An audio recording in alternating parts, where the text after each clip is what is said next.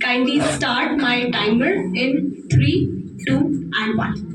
When I get this topic and I search about gig economy, first thing which pops up on the phone is gig economy is something to give a temporary or a job to the person who do not have a company or a place to work in, and similarly like this. And whenever I read this, suddenly the words of Atal Bihari Vajpayee comes to my mind. He says कि कलकत्ते के फुटपाथों पर जो आंधी पानी सहते हैं, जाकर उनसे पूछो आजादी किसे कहते हैं. That means to be a successful country, you always need to cater the whole society. And if in a country like India, some people are still unemployed, we are not a successful country. And the gig economy is generating employment by giving small jobs or by giving temporary jobs to people like in Uber, Ola, and it is supporting the economic growth. We are a country who got 1947 independence where people did not have a basic necessities like food, house, and we have shifted to gig economy where people can apply in programs, in apps like Uber, Ola, Swiggy, Zomato and get a temporary job as a delivery person which needs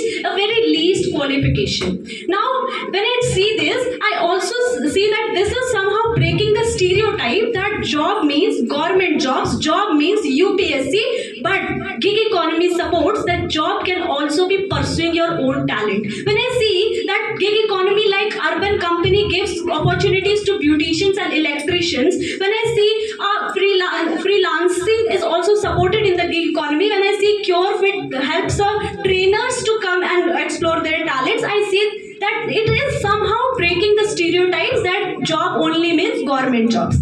Now, when I talk about fear, one thing comes to our mind is COVID-19 times. That COVID-19 times when the whole nations, the offices got shut down, when the small remdesivir injection was also selling in the triple of the prices, when an ambulance which costed somehow 2,000 in present times, but it costed 10,000 when we used to call it in the COVID times, when people do not have basic necessity like health, which comes under Article 21 of Indian Constitution.